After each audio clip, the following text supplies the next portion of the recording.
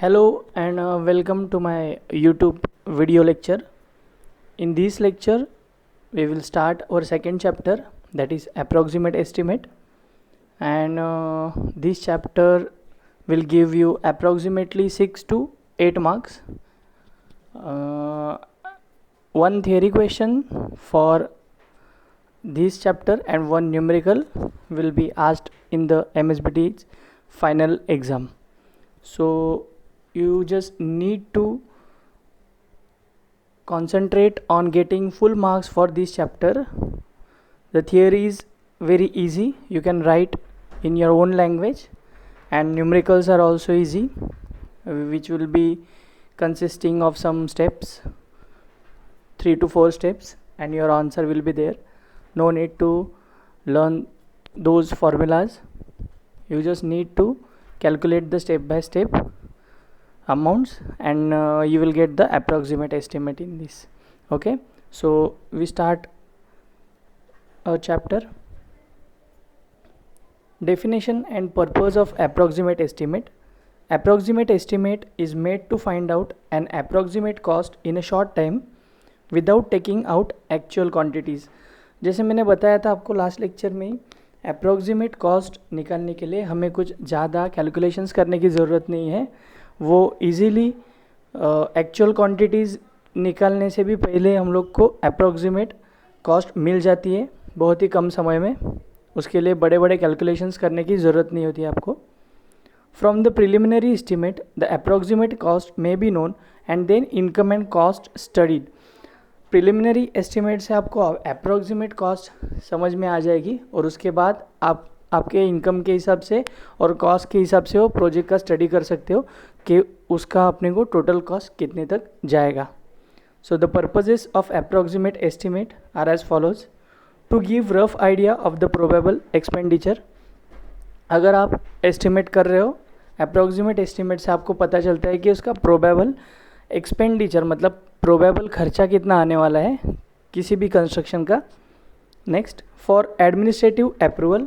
जैसे last lecture में मैंने आपको एडमिनिस्ट्रेटिव अप्रूवल और टेक्निकल सैंक्शन समझाया था, तो वैसे ही एडमिनिस्ट्रेटिव अप्रूवल के लिए हमें अप्रोक्सीमेट एस्टिमेट ज़रूरी है. विदाउट अप्रोक्सीमेट एस्टिमेट आपका जो भी काम है उसका एडमिनिस्ट्रेटिव अप्रूवल आपको नहीं मिलेगा. Third, investment. अगर आप किसी अच्छी प्रॉपर्टी में इन्वेस्ट करने जा रहे हो लेकिन आपको उसका अप्रोक्सीमेट कॉस्ट पता नहीं है, तो आपको आपके फंड्स अरेंज करने में प्रॉब्लम होगा. अगर आपको अप्रोक्सीमेट कॉस्ट पता है तो आप अच्छी जगह पे इन्वेस्ट कर सकते हो. जैसे कि आपके पास अभी सपोज़ 30 lakhs आपके पास है, तो आपको अगर अप्रोक्सीमेट कॉस्ट किसी भी एरिया का पता होगा, जैसे मुंबई में अगर आप चर्चगेट, दादर वहाँ पे देखोगे तो वहाँ पे आपको 1 BHK नहीं मिलेगा. उधर का अप्रोक्सीमेट कॉस्ट आपको पता है कि वहाँ पे 1 BHK लेने जाओगे तो 60-50 lakhs के अराउंड आएगा. शायद ये मैं कम बोल रहा हूँ, ज़्यादा में भी आ सकता है. अगर आप विरार वसई साइड में देखोगे तो आपको 1 BHK फ्लैट इजीली मिल जाएगा. So this is the basic difference of approximate cost of one area to another area. अगर आपको अप्रोक्सीमेट कॉस्ट पता है तो आप उसके हिसाब से इन्वेस्टमेंट कर सकते हो. Next, tax schedules.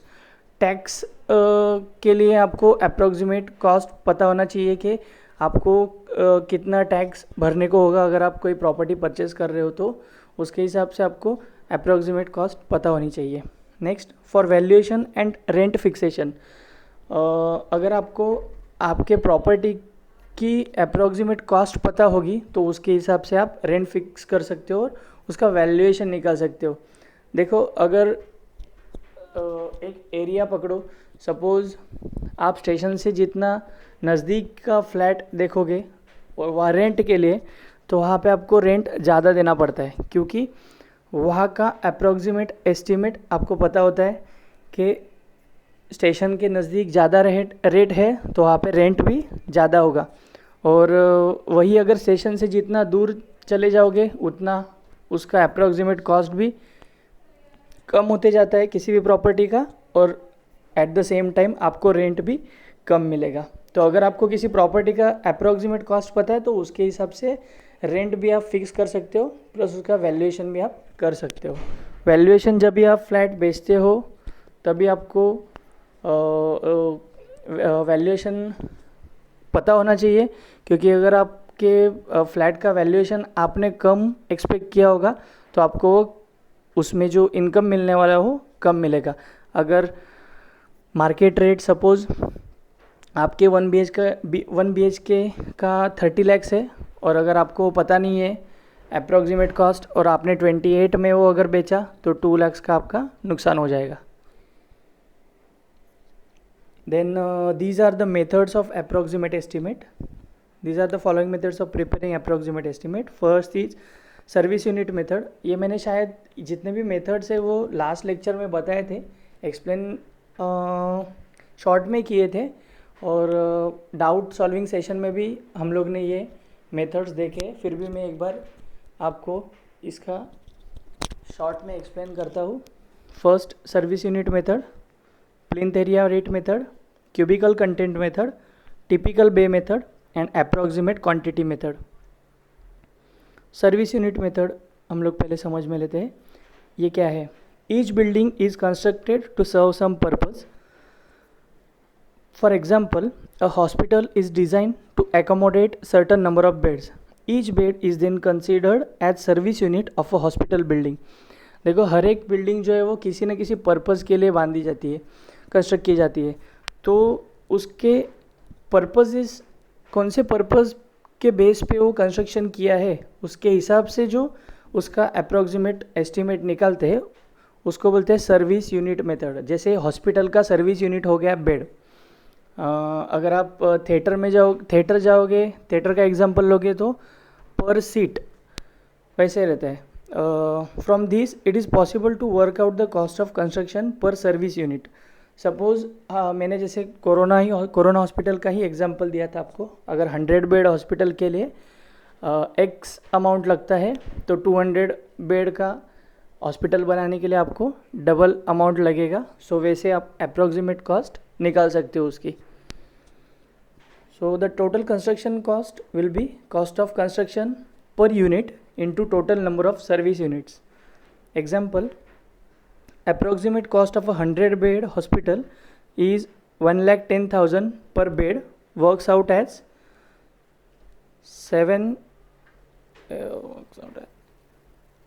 1 crore 10 lakhs। And जैसे मैंने बताया कि 100 बेड हॉस्पिटल के लिए अगर 1,10,000 पर बेड है तो आपको उसको 100 से मल्टीप्लाई करना है, क्योंकि एक बेड का आपको अगर रेट मिल गया तो उसके हिसाब से आप 100 बेड का भी टोटल अप्रॉक्सीमेट कॉस्ट निकाल सकते हो। Then these are the service units of different types of buildings. School रहेगा तो पर स्टूडेंट, हॉस्पिटल रहेगा तो per bed, cinema theatre per seat, stadium रहेगा तो भी पर सीट, रिजर्वायर रहेगा तो कैपेसिटी इन लीटर। रिजर्वायर मतलब आपको शायद पता ही होगा, रिजर्वायर मतलब जहाँ पे पानी हम लोग स्टोर करते हैं वो बड़े क्वांटिटी में। प्राइजन पर सेल, होटल रहेगा तो पर रूम, स्टेबल रहेगा तो पर एनिमल, एनिमल के हिसाब से, ऑफिस रहेगा तो पर रूम, और क्यूबिकल्स मतलब छोटे छोटे सेक्शंस रहते हैं जहाँ पे ऑफिस वर्कर्स बैठते हैं, उसको क्यूबिकल बोला जाता है। रेस्टोरेंट पर सीट, और ब्रिज रहेगा तो पर kilometre. Plinth area rate method, this estimate is prepared on the basis of plinth area of a building. Plinth area आपको सबको पता ही होगा, प्लिंथ एरिया क्या होता है बिल्डिंग का। आपने बिल्डिंग ड्राइंग इस सब्जेक्ट में वो पढ़ा होगा, और शायद कैड में भी आपने ये प्लान बनाया होगा। The rate for unit plinth area is determined from the cost of similar building having similar specifications, Heights, construction and locality. Plinth area estimate is prepared by finding the plinth area of the building and multiplying by the plinth area rate. The cost of proposed building will be plinth area into rate. इसमें कैसे रहता है कि suppose एक area आप consider करो, आप जहाँ पे रहते हो वही का एरिया कंसिडर करो। वहाँ पे आपके यहाँ पे सपोज़ G+7 का कंस्ट्रक्शन हुआ है रिसेंटली, G+7 का बिल्डिंग, और G+7 बिल्डिंग के स्पेसिफिकेशंस मतलब नंबर ऑफ़ फ्लैट्स, उसके जो फीचर्स है, एमिनिटी जो बिल्डर ने दी है, वो सपोज़ आपको सेम एग्जैक्टली दे के अगर कोई नया कंस्ट्रक्शन करना है तो जो एग्जिस्टिंग बिल्डिंग है G+7 उसका आप क्या करोगे, total cost divided by it's plinth area. तो आपको उस प्लिंथ एरिया का रेट पता चल जाता है कि एग्जिस्टिंग बिल्डिंग में इतना खर्चा आया है। तो वैसे ही अगर सेम बिल्डिंग बनाना रहेगा और मेरे एरिया में ही, तो वहाँ पे मटेरियल्स के रेट तो चेंज नहीं होंगे, लेबर्स के रेट भी चेंज नहीं होंगे, तो वहाँ पे आपको अप्रॉक्सीमेट एस्टिमेट सेम निकाल सकते हो। ओके, सो एग्जांपल यहाँ पे देखो, approximate cost of a building having plinth area of 100 square metre at 11,000 per square metre works out as 11 lakhs। अगर किसी बिल्डिंग का plinth area suppose 100 square metre है और एक स्क्वायर मीटर का रेट आपको पता है, एक स्क्वायर मीटर के लिए 11,000 रेट है, तो 100 के लिए मल्टीप्लाई करो उसको 100 से, तो आपको 11 lakhs आपका आंसर आया। So that will be total cost of building. Cubical content method. It is an approximate estimate and it is prepared on the basis of cubical content of the building. The cube rate is determined from the cost of similar building having similar specification and construction in the locality. This is calculated by finding the cubical content। जैसे मैंने बताया था, plinth area में आप area सिर्फ calculate करते हो और क्यूबिकल कंटेंट मेथड में आपको L into B into H means आपका length breadth, length into breadth हो गया आपका एरिया, और उसको आप हाइट से मल्टीप्लाई करते हो। मतलब आप 3 मेजरमेंट्स में उसको मेजर करते हो, तो मल्टीप्लाई करने के बाद वो क्यूबिक रेट आ जाता है मीटर क्यूब में। एग्जांपल देखो, approximate cost of a building of cubic content मतलब उसका वॉल्यूम हो गया 400 cubic metre means metre cube भी बोल सकते हो आप उसको, 400 metre cube at 21,000 per metre cube works out as 84 lakhs। Then typical bay method. This method is used for preparing estimate of factory building. In this estimate, one bay is done by using other methods and then the estimate of whole factory is calculated. The approximate cost comes as number of bays into cost of one bay। जैसे मैंने example में बताया था कि जो building के नीचे shops रहते हैं वो अगर सेम है, सेम साइज़ है उनका, और वो नंबर ऑफ़ शॉप्स सपोज़ एक ही लाइन में आप देखोगे, मॉल में आप देखोगे तो आपको पता चलता है कि मॉल में ऐसे शॉप्स आप देखते रहोगे कि उनका स्पेसिफिकेशंस सेम रहता है, मतलब साइज़ सेम रहता है, वो नंबर्स में ज़्यादा रहते हैं। तो उस टाइम पे आपको हर एक शॉप का मेजरमेंट लेके अप्रॉक्सीमेट कॉस्ट निकालने की ज़रूरत नहीं है। आप उस केस में क्या कर सकते हो, किसी भी एक शॉप का अप्रॉक्सीमेट कॉस्ट निकालो और इनटू नंबर ऑफ जितने भी वो शॉप्स है वहाँ पे आप वैसे मल्टीप्लाई करके उसका अप्रॉक्सीमेट कॉस्ट निकाल सकते हो। Example is approximate cost of a building having 4 bays at 2 lakh per bay works out as 8 lakhs। अगर एक बे का प्राइस, एक बे का कॉस्ट 2 lakhs है, तो 4 बे के लिए कितना लगेगा, 2 lakhs into 4, that comes out as 8 lakhs। Then the next method is explain approximate quantity method. अप्रॉक्सीमेट क्वांटिटी मेथड में आपको किसी भी एग्जिस्टिंग स्ट्रक्चर का अगर ये रेट पता है तो आप नए स्ट्रक्चर के लिए उसके एक यूनिट को मल्टीप्लाई कर सकते हो नंबर ऑफ़ यूनिट्स में, अगर उसका आपको कॉस्ट ऑफ यूनिट पता है तो। जैसे by knowing the cost of construction per meter kilometer length of a similar structure or road, approximate estimate of a propose building of or road can be prepared. अभी suppose example देखो यहाँ पे, approximate estimate of state highway of 10 kilometer at ₹5 lakhs per kilometer works out at ₹50 lakhs। मीन्स अगर आपके area में state highway एक already है और उसका कॉस्ट अगर आपको पता है, गवर्नमेंट को अगर उसका कॉस्ट पता है कि 1 किलोमीटर के लिए 5 लाख खर्चा आया था उस रोड को, तो 10 किलोमीटर सेम कंस्ट्रक्ट करने के लिए कितना आएगा, तो एग्जिस्टिंग का रेट दैट इज़ 5 lakhs पर किलोमीटर इनटू जो आप अभी बनाने जा रहे हो वो रिक्वायर्ड कितना है 10 किलोमीटर, तो 5 lakhs into 10 that is 50 lakhs। तो ये सब टाइप्स है। अप्रोक्सीमेट क्वांटिटी मेथड अभी आपने देखा। और जब भी आप पेपर लिखोगे, पेपर देखोगे, तो इस चैप्टर को भले ही 6 मार्क्स दिए हो वेटेज में, लेकिन आपको पता रहेगा कि पेपर सिर्फ 70 मार्क्स का नहीं आता, 70 से थोड़ा ज़्यादा ही आता है ऑप्शन के साथ। तो ये चैप्टर भी आपको ऑप्शंस के साथ 8 मार्क्स तक आएगा। 8 मार्क में कैसा रहेगा, 4 मार्क थियरी और 4 मार्क का एक सम रहेगा। अगर सम 1-2 स्टेप में होने वाला है, मतलब छोटा अगर सम दिया 1 ही स्टेप का, 2 ही स्टेप का, तो आपको 2 मार्क मिल सकता है उस सम का।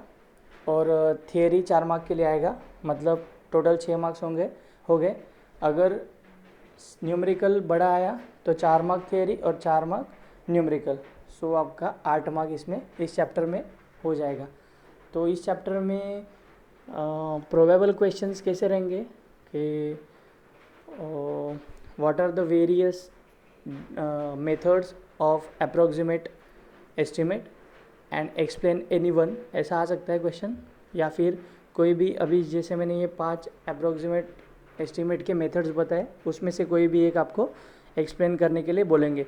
तो इसमें नीचे जो मैंने एग्जाम्पल दिए थे वैसे आपको एग्जाम्पल एक देना है, और ऊपर जैसे मैंने एक्सप्लेन किया वैसे आपको आंसर लिखना है, तो आपको उसके फुल मार्क्स मिलेंगे। अभी नेक्स्ट लेक्चर में हम लोग इसके जो न्यूमेरिकल्स आते हैं एग्ज़ाम में वो देखेंगे, और वो हर एक टाइप का एक एग्जाम्पल हम लोग देखेंगे। सो आपका अभी थियोरी पार्ट जो था एग्ज़ाम में जो आएगा वो इसमें कवर हो गया, और नेक्स्ट वीडियो में आपका न्यूमेरिकल पार्ट कवर हो जाएगा। तो हम लोग क्या करेंगे, नेक्स्ट लेक्चर में न्यूमेरिकल्स पार्ट जैसे ही ख़त्म होंगे उसके बाद 1 दिन या फिर 2 दिन के बाद गूगल मीट सेशन रखेंगे। वहाँ पे आपको आपके डाउट्स पूछने, जैसे लास्ट टाइम पूछे थे, तो वो डाउट सॉल्व होने के बाद हम लोग 3rd चैप्टर के लिए मूव करेंगे। ठीक है, तो हम लोग अभी नेक्स्ट लेक्चर में मिलते हैं न्यूमेरिकल्स के साथ। Okay, till then have a good time, bye bye.